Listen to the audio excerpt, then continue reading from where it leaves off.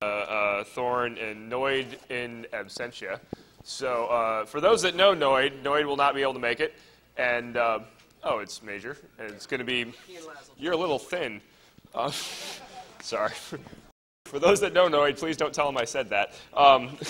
Although I did encourage him that we're going to drink on his behalf, so afterwards we need to strap a couple on. So anyway, so these guys are going to talk about broomstick foo and that kind of thing. I wish I had. Oh, I do have an announcement. Oh, I do. I was just up here rambling because I didn't think I had anything to say, but as it turns out. So I got the parking thing a little wrong when I told you the parking thing, okay? So you got to listen up, and I'm going to be wrong, and Heidi's going to tell me what's right. If you're at a hotel and you parked a car, okay? There's a group of people in that class, right? Okay, so yeah, at least one, thank you, sir. And you want to take your car out, you have to go to the front desk and they give you a little swipey bit that you can use to get out of the parking garage.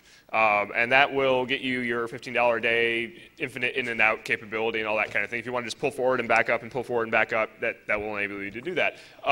For everyone who drove here, you still have to come to our registration desk, not hotel registration, contrary may have happened. Come to our registration desk and we'll give you a little blue piece of paper that is impossible to duplicate and highly secure. So I guess that's it. You guys are going to go.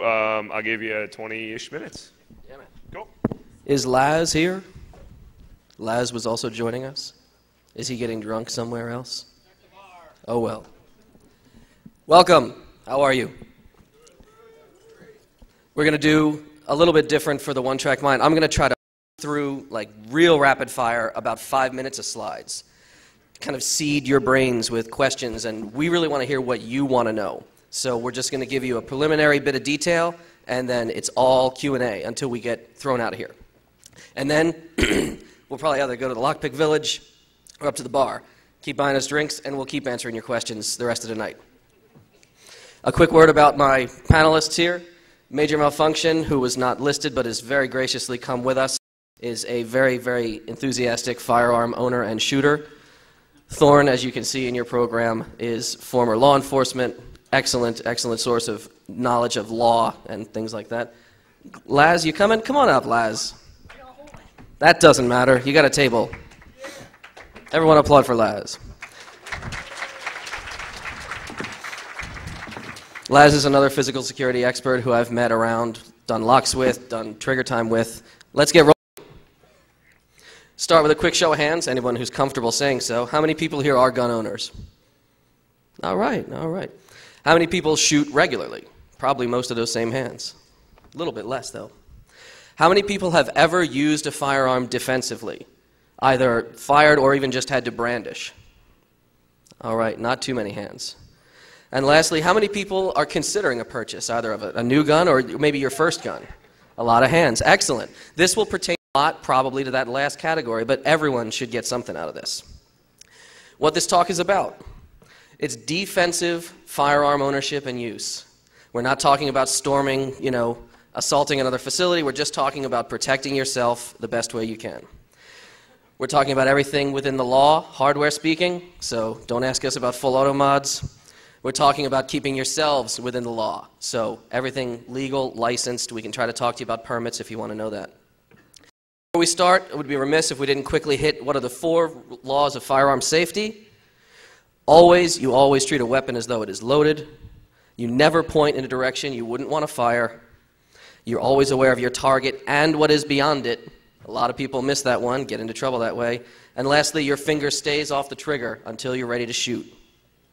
So here we have Michael Douglas, and he's publicly brandishing a illegally modified fully automatic Intratec in a fast food restaurant because they stopped breakfast. So what rules is he breaking specifically? What can you see? Finger on the trigger, and as anyone who's seen the film knows, he puts a few rounds to the ceiling in a second. Almost every foul up I've ever seen with someone using a gun, their finger was on the trigger when it had no purpose being there. Why choose to own guns? I like to just address very fast. It's not about bad neighborhoods. You may probably get this question if you're a gun owner and your friends aren't. It's not about that. It's just about preparing for what horrible things may come along. The worst that you can't think of can get really bad, really fast, without anyone knowing it was going to happen. Also, people will tell you with a gun ownership, often the places where you can't own guns have some of the worst crime rates. Ask Major Malfunction about things across the pond over in Britain. Now again, correlation is not causation, but it's an important fact. What we're going to discuss: weapon selection, ammo selection, keeping trained, some psychological considerations, and then knowing the law. About weapons, really fast. 3 basic types of weapons most people would already know: rifles, shotguns, handguns. If you're looking to defend your home and your property, rifles are basically off the list. If you're a hunter, you have a rifle in the house, you could use it, but if you're considering an investment, you really don't need a rifle unless you're defending a huge patch of land from a platoon of hostiles advancing on you. Shotguns and handguns. It really boils down to shotguns and handguns. We'll give you some details on each. Shotguns. 3 major shotgun. For anyone who doesn't know, pump action is probably the kind you've seen many times. There are auto-loading shotguns, however. And also, don't discount old style. Little side-by-side, double barrel. A lot of benefit. You could have something like that, a little get-off-my-porch kind of gun. It is hard to top a really nice pump action, I will admit. There's a soft spot in my heart for them. Everyone always asks me, I don't own a single gun, but I just want one thing, and I give them the same answer. Go out and get a Remington 870 or get a Mossberg 500 series. You can ask why those are so good. In general, though, there's a lot of versatility that a shotgun will offer you. If you're going to buy just one thing, consider a simple pump-action shotgun. You can put a lot of rounds in it. You can do a lot of fancy things with how you load it. You can have it ready very quickly. The old style of shotgun, I will point this out, a regular pump-action shotgun, you can't just load and keep in a closet forever, because over time, you will have springs that can deform. You can have, remember, shot shells are plastic. Those will deform over time. You want to cycle those out if you're keeping a pump shotgun loaded. If you, however, have an old double barrel, especially one with exposed hammers, you drop your shells in that, lock it, and bring the hammers back down. You have a weapon that's not under any stress whatsoever. No springs are under tension.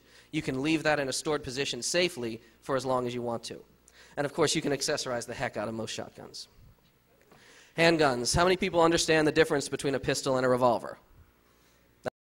In this room. For anyone who doesn't, it's pretty straightforward here. A revolver has a rotating cylinder, which puts rounds ready to be fired. An autoloader, the slide racks back each time you fire it, puts a round in the chamber. There's benefits and there's pros and cons to each. Don't just think one is better. The old cop movies where the rookie, he's the young kid and he's got the automatic and his partner's old school with the old revolver that no one carries anymore. No, people carry revolvers. They're very good for a lot of reasons. Revolvers are simple, very reliable. You're not going to see a jam with a revolver. If you're just starting out shooting, consider starting with a revolver. Like I said about the old-style shotgun, again, a revolver, you can keep loaded with no spring pressure, keep that in a drawer forever. I don't recommend that. I recommend you go shoot once in a while. So you don't want to just keep something in your drawer and never be ready. Pistols, yes, you're going to have more rounds, faster reloads. You could jam, you could foul, and you have to cycle out that magazine if you're keeping it around loaded all the time. No matter what you choose, make sure you maintain it, make sure you clean properly. Get your smithing done by the right people. I've had things damaged, or I know people who've really had things damaged because they try to do it themselves. Ammunition. Storage? Yes, well, we mentioned, yes, proper storage just means securely store it. Know where you've stored it. Keep it dry. Keep it, don't let it corrode. There's nothing sadder, really, is there, than seeing a gun that someone just has mistreated. It's awful. With ammo, you should know with a handgun, going to look for anything smaller than a 9mm or a 38. If you do, you're really not going to bring someone down if you have to. I'm a .45 shooter. A lot of my friends are. Anything over that, you're getting a little silly. You don't need a .454 Casull or a Smith & Wesson 500. Yes, you do. They are fun, though, aren't they? They're a blast. If you've never fired a 500, I highly recommend it. Go with the 440 grain full magnum rounds. For shotguns, I could tell you all about different gauge sizes, and we could, the 20 gauge versus the... We're not going to get into that. Just get a friggin' 12 gauge. The ammo is everywhere. There's all kind of ammo for it. It's a lot easier. It's very universal. What we want you to ask us more about later, get into detail about this, is preventing overpenetration. If you take away no other fact, take this fact away. When you shoot at someone, if God forbid you have to, and you miss them, or even if you hit them, depending on what you're shooting, there's a very real chance that your round is going to keep on going a lot farther than you intended. Look into hollow points, into frangable ammo. If you're protecting your home and your property with a shotgun, do not load it with slugs. Load it with shot shell. You don't even need double O buck. You can use single O or even number 1 buck has some of the best crush cavity. We're going to have to wait, but hold the question. We want questions. Question also, ask us if you want about less than lethal ammo. Another reason I love my Mossberg pump shotgun. My home defense setup is I load it full of number 1 shot buck, and I top the tube off with 2 less than lethal rounds, just hard rubber buckshot.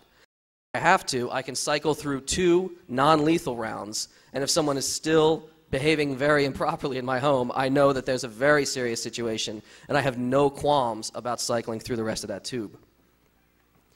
Don't just leave your gun laying around if you get one. Go out, try to use it, try to practice with it, train as much as you can. How often does everyone here shoot, would you say? Weekly? Thorn? Monthly? Laz? I mean, weekly? Yeah, get out there. I shoot or more often when I can, because it's fun, as anyone will tell you. You get the repetition going. You get muscle memory built up. You will only be as good as your own predictability is. You'll learn how the weapon handles. Take a defensive shooting course if you can, or if you can't do that, see if your local range allows you to do some more exotic things, drawing from a holster and back, rapid firing, rapid tactical reloading. Would be remiss if we didn't mention there are certain psychological considerations that you have to think about before you leap right into this. Can you actually take someone's life if it came down to it? I actually have people who are very dear to me, and I respect and love them, but they've said, you know, I could just never do that. If someone, you know, like what if a guy came at you with a knife and an affidavit signed that said, I am here to rape and kill you?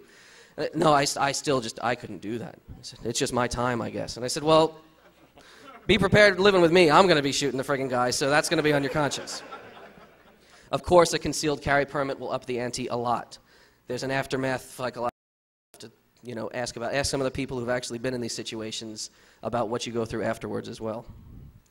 Very quickly, legal notes. It really boils down to follow the law. Know the law and follow it. A lot of us with the libertarian mindset like to say, oh, you know, some laws are just dumb, and, you know, you can just flaunt your way through, like, dumb laws. A lot of people I know treat, you know, certain drug and drinking laws like that. They say, well, it's just patriotic to ignore the stupid laws.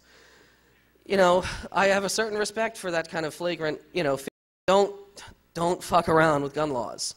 Not only can you be prosecuted and incarcerated, you can lose not just the gun involved if you were carrying it where you shouldn't be. You could lose your rights to all guns. You could really be stripped of a lot of freedoms that you should have because they're already dwindling enough. Please ask Thorn or anyone else who might have knowledge of how to behave during and especially after a shooting. The police are not going to arrive on the scene fully appraised of what has happened. There are certain considerations, certain behaviors that you should have done before there, so that they don't rush on you, weapons drawn, and make a bad situation a lot worse. Again, one more time, let's hear it out loud. What is the first rule of firearm safety? A firearm is always loaded. What is the second rule about pointing the gun? You never point it where you wouldn't want it to fire. What is the third rule? That's the fourth rule. What is the third rule about your target? And what is beyond it? Exactly, that's what I wanted to hear. And someone said the fourth rule already. Off the trigger. That is the slides. That is all I've got. It's all Q&A from here on out. Thank you.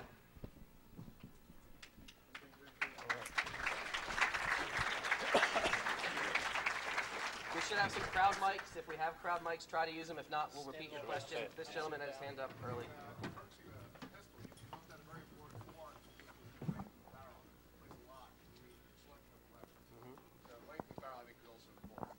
Yeah, the gentleman points out the length of the barrel will be a large consideration. He was really just kind of making a point, not so much asking a question, but it's a good point to raise. How a weapon will handle varies a lot, so that's a consideration if you're trying to carry something small versus manage a very large recoil. Especially if you're going to buy one, ranges love for you to shoot a lot of their sample weapons. They've got a whole display case full of stuff they're trying to sell you. Usually it's going to be overpriced. You don't have to tell them you're buying somewhere else, but, you know, shoot every one of the guns that your local range has on display. Find out what you like. You mentioned that after a shooting, what should you do before the cops get there? I'd like... Thank you. Sorry about that. You heard most of what I said, I think, so if you could follow up on that, please. Thanks. Basically, if you're going to be involved in a shooting situation, you can almost be assured that the police will arrive and be pointing the weapons at you and anybody else that's armed. Now, you may have already taken someone out. They may be down. But if you're going to do is kind of back off and expect that the cops are going to order you down. You will be handcuffed. You'll be interrogated as to what happened immediately. You'll probably be arrested depending upon the jurisdiction and what laws may have been broken. But they're probably going to assume that you're in the middle of a homicide situation and you are the bad guy until you can get things explained. Now, the other thing that you should probably do is, aside from saying something like, I was in fear for my life, I had to take, you should immediately request an attorney and consult with the attorney before making any other statements. I can't stress that enough. People can talk themselves right into something that was maybe a homicide charge or maybe a manslaughter charge right into a homicide charge without any difficulty whatsoever. So consult an attorney first before you make any other statements. No, that's a good point. Asking for an attorney does not imply guilt. What you're doing is protecting your own rights under the situation. I wouldn't say that under any circumstances. The comment was you should drag the bad guy back into the premises. While I can understand a certain amount of feeling towards that, it's not necessarily a good idea. Modifying a crime scene, and it is a crime scene, under any circumstances is you in deeper water. The castle doctrine basically says that you can defend your home as its castle, as the castle. It depends on the state. That's one of those things that is all over the place. Some places maintain that if you have your home being broken into under any circumstances, you can use deadly force. Other places, not so much. And that really goes, it can vary even according to the cities. So, another question. Major, do you want to tell a quick story about how things are? I got one over here. Okay, speaking about castles, in the UK we're actually not allowed to have weapons purely for defensive purposes, but we are allowed to use reasonable force. So if I happen to be cleaning my shotgun at the time someone comes barging through the door, then reasonably use it if I'm in fear for my life. But if they thought that gun was there for the purpose of shooting the guy, then I would be in trouble. So, how often do you cycle your mags? About once a month if you're storing. The question was, if you're storing mags, if you're storing ready, how often do you cycle them? I cycle once a month. I would recommend that. Does anyone else store or carry ready or anything like that? One thing you really want to be aware of, and you asked a simple question of how often you cycle mags, which needs to add in, are you using stock mags or are you buying quality? Magazines are one of the most important parts of any weapon. Buy quality mags. If you get some aftermarket magazines designed specifically for personal defense, you still need to cycle them, but if you're just using factory mags, you're not as safe. Cycle them often. There's no reason not to. I personally, every night before I go to sleep, cycle my mag just because it's my habit. It makes me comfortable with my gun. Well, that's just... Well, I mean, but guns are not bad, but. And also, we could point out, the more mags you have, the more downtime a lot of them will have. If you have 2 mags and you're switching them weekly or monthly, that's half the time on, half the time off stress. If you have 12, 'cause you should always have a lot of mags. They're just great. One thing you also have to be aware of with magazines and springs, and some people in here probably know a lot more about physics than I do. It's my understanding that springs and magazines will not wear out as quickly to put in and left in it as much as if you cycle them constantly and the springs are expanding, contracting, expanding, contracting. You actually wear out your magazines quicker by cycling as much as I do, but I'm an ass. But just be aware of that, because some people do shoot constantly. You're going to have to replace your magazines more than if you just have something put away. The fear often is if you leave something compressed for so long, the spring will wear out. While that is true, it'll wear out even faster if you're cycling it constantly. There was one hand. After the issue's over. What's that again? There was a hand down here. Yeah, I had a question about, let me not get feedback. The definition of good training for something like the defensive techniques that you were talking about beyond just the basics that you were putting up there, your basic NRA class, what would be a description of good training, or where would you go to look for something like that? Well, I think you kind of, at least in my opinion, hit it on the head. Any NRA recognized class for defensive shooting would be where I would start. There's a couple of things out there. One is called IDPA, International Pistol Association. They go through a lot of courses. I've done a bunch of their basic defense courses where you go through, rather than this is the gun, this is the end the bullets come out, how to draw quickly, how to keep your balance and all those things. IDPA is something that's very important. It's meant as a sport, but it is all practical shooting. Nothing based on target or slow. It's all quick draw stuff. There's also a number of schools. There's Crucible down in Virginia. Or we're in D.C. But Crucible in Virginia just across the water. There's a bunch of other schools where you can go for training. But practice. No matter how many you take, if you don't practice often, there's no point. Go ahead, shout it out. Is there any type of holster that you would recommend for when you're doing a concealed carry? Question was holsters for concealed carry. Someone who's been on the job, maybe. I like a pancake or a shoulder holster. Depends on what you're doing, where you're going to be, and so forth. Mode of dress changes that. If you have to really consider that. Obviously, you can't dress in jeans and a T-shirt if you're going to wear a pancake, unless it's an oversized T-shirt or like a Hawaiian shirt or something like that. You just can't do it. Business suit, you can get away with a lot. So, but generally I like a pancake. When I was on the job as a detective, I used to wear a shoulder holster. Aside from the fact that looked like a detective, it actually is a very comfortable carry. It's not the best to draw from.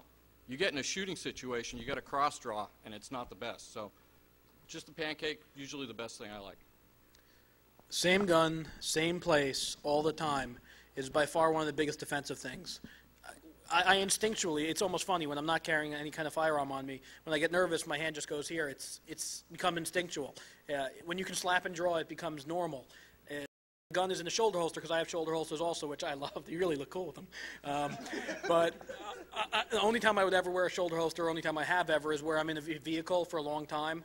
I need something I can draw from sitting and I can't get to my holster because it's behind my seatbelt or something. Only time I ever do, although they really do look cool. But same gun, same place all the time. If you have 10 different guns and you're trying to carry each one to see which is the most comfortable, do it in your house, do it in a comfortable situation. Don't try a new gun when you're going somewhere uncomfortable. Was that in the back a question, or are you telling me time?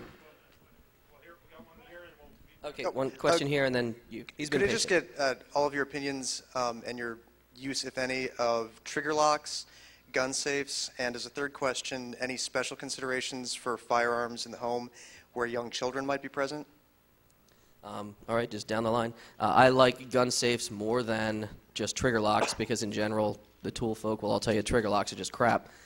The question about home where children are, I believe more than anything else, and I've said this in unrelated talks, that you never hide guns or any technology or any private thing from a child, because curiosity will definitely kill the cat and maybe his next door neighbor. Teach your kids about guns. Teach them to respect them. Take them to fire. Shoot a watermelon or something in someone's backyard and say, look at the actual damaging capacity this could have. Make sure they understand them, and that's more than a battle right there. But I don't believe like 100%. I was taught from a young age, but my dad still had a little locking gun case. Something that you're just deterring them from really getting in there. Something that's good enough that they can't just instantly get past it. Ask us in the hardware booth over there about which ones really suck, and then buy a different one. I don't like trigger locks at all. I think they're basically useless. Gun safes are good. As far as having a firearm in home with kids around, yeah, you got to tell the kids that it's there. Otherwise, it's just not realistic. You're trying to hide something from them. It doesn't really work. One thing, I'll pass this out too. If you're going to use something for a defensive weapon in the house, and you've got kids, you're really concerned about it, one of the best things, it also works if you don't like the idea of taking someone else's life, pepper spray. It takes a fight out of people like you would not believe.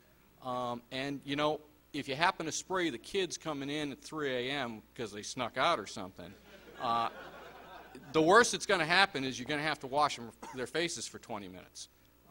It's really a good defensive weapon without the danger of lethality.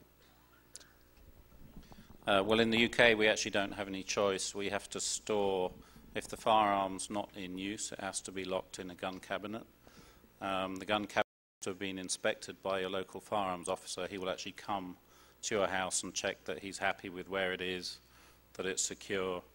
And I actually have to store my ammunition separately. And in the case of a rifle, I have to store the bolt separately from the rifle, separately from the ammunition. So I thought New Jersey was bad. I clean my gun a lot. Say again? I thought New Jersey was bad. Yeah. So yeah, I tend to be cleaning my gun quite a lot and have all the components there. I'm kind of weird that way. When it comes to kids, and I'll get to that at the end, when I was in New Jersey, or I live in New Jersey, and when I moved to a new town, I had to interview with the chief in order to get my new permits for that new town. And the chief spent a considerable amount of time on how do you have it locked, do you have a vault, do you have a safe, do you have trigger locks, what do you have? And I told him I have a pretty secure location for most of my guns, but not the ones that I keep loaded and ready. The other ones are locked away in a safe, no one's getting to them. But I do keep some loaded and ready, and he gave me at least a speech about how I'm irresponsible and I'm a terrible person and guns should be kept locked all the time. And, well, I keep my gun ready. I don't have any kids in the house. As a burglar, you're going to have to really work to find them, and I know where they all are. That's one thing. Number two, as far as kids in the house, I think probably I was about 2 years old the first time I handled a firearm. I didn't fire one until I was about 8, but my dad would open up the gun closet and say, okay, get the guns, you know the rules, and what are the rules, and we go through it. And I can handle pretty much any firearm I've ever held safely. I've never had an accident. I closed the slide on my thumb once, but that doesn't count. But I've never had a gun accident. I've seen gun accidents, and I've never seen one with a child. I've seen them with adults. Recently with Brian. It was pretty bad. We'll tell you about it. Yeah. Ask us later about the guy at our range. But I really don't have a good response for with children. I do believe in locking up guns. I do believe in keeping guns ready. I don't have kids. I don't know my kids. If I had kids, I would know whether to trust where I would maybe keep it on a high shelf. Or with my kids, I'd probably have them trained well enough that from the time they're 5 years old, they can pick that gun up and defend the home. But I don't have kids, so I really can't speak on that. All right, we're going to get your final question, and then all the rest, come hang out in the hardware area. You touched on this briefly, but what's your feeling on competition as it relates to readiness, be it IDPA or IPSC or what have you? I have no useful answer in competitions like that. Anyone else? Yeah, I always lose. Sorry. Yeah, the rest of the time, thank you very much. We'll be around. Find us, talk to us. It was a pleasure.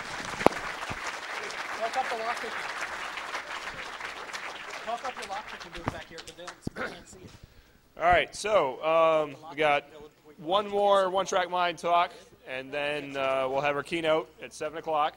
So I think we'll have another stand-up session there right before 7, just to give everybody a chance to stretch.